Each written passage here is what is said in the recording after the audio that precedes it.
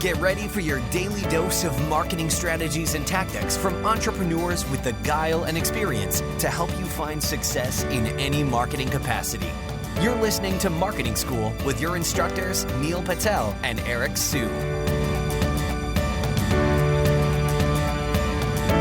Welcome to another episode of Marketing School. I'm Eric Su. And I'm Neil Patel. And today we're going to talk about 7 tips to help improve the reach of your podcast. So tip number 1, if you have a social following, if you have an email list, this has been really effective for us. Push your content out to your channels. This seems very obvious, but a lot of people tend to forget this. So for us, we use a podcasting host called Libsyn, and this allows us to push to multiple social channels. We push to SoundCloud, we push to YouTube, we push to our Twitters, our Facebooks, and even LinkedIn as well. That way we're covering more ground.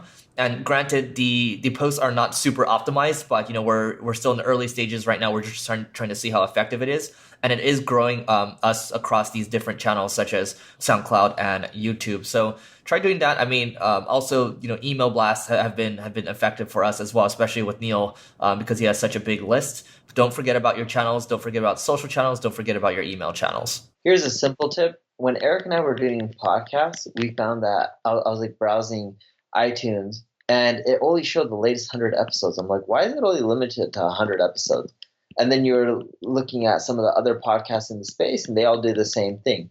But then I found a few, like Gary Vaynerchuk's podcast, and he had 300 episodes. And there was a few other people who also had 300 episodes. And I quickly learned that the max that they let you show is 300. I'm like, wait, why do we only show 100 when everyone has 300? Or some other people have 300, right? Most people only show 100. And the old content isn't bad. It's not outdated. So I'm like, it should still show. So I told Eric, he's like, oh, it's the feed. The feed is just limited to 100. He's like, I can change it to everything. And once we ended up doing that, download rate, according to Libsyn, doubled in the next 24 hours. Now, what ended up happening is it fell back down because it just showed that when you produce a ton of content and you index it really quickly, they just give you more love on iTunes. You get so much more search traffic. And then, of course, it's going to go down again after that. But still, you can get a really quick bump by just including all of your content. So don't just cap it at the last 100 episodes that you've done. Show every single one that you've ever recorded.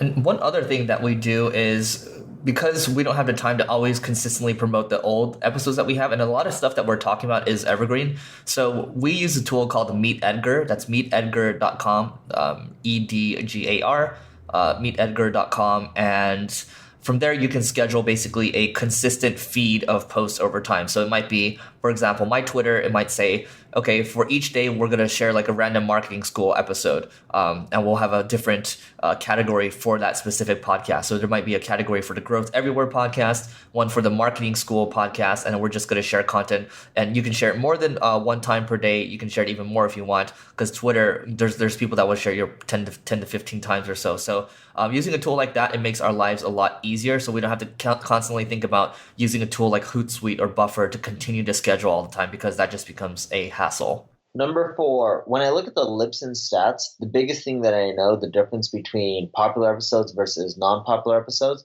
it really comes down to the headline. I know that sucks. Libsyn doesn't give you stats on how far people listen in to your podcast, so you don't know if people listen the first 5 seconds or 10 seconds. So that doesn't really help you determine if the podcast episode is actually good or great. But it does show that the headline really impacts how many downloads a podcast gets. And we notice that the attractive headlines do the best. So Google Copy Blogger headline formula, and they'll give you templates to create really attractive headlines. So when Eric and I are coming up with headline ideas, a lot of the listeners, you guys, are giving us ideas. Then we also come up with our own. We also use a Copy Blogger headline formula to try to craft attractive headlines. You can also use Portent's headline generator tool.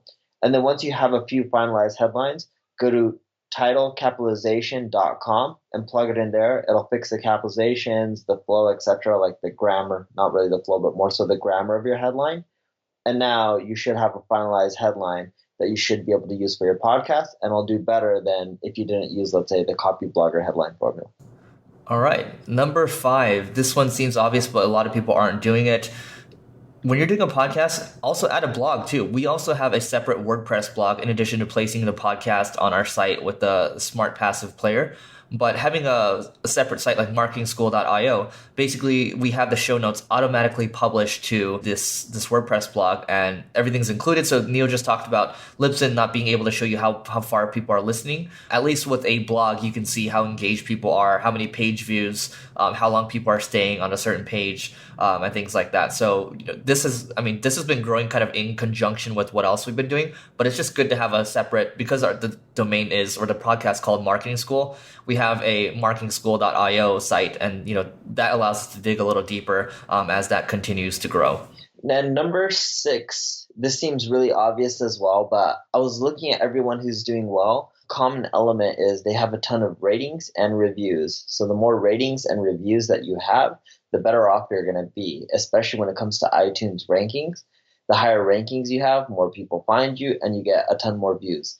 When I look at our data in Libsyn and what causes the spikes, it's not email blasts, it's none of that. Most of it actually comes from people searching on iTunes. So iTunes, think of it as your version of Google, right, for SEO.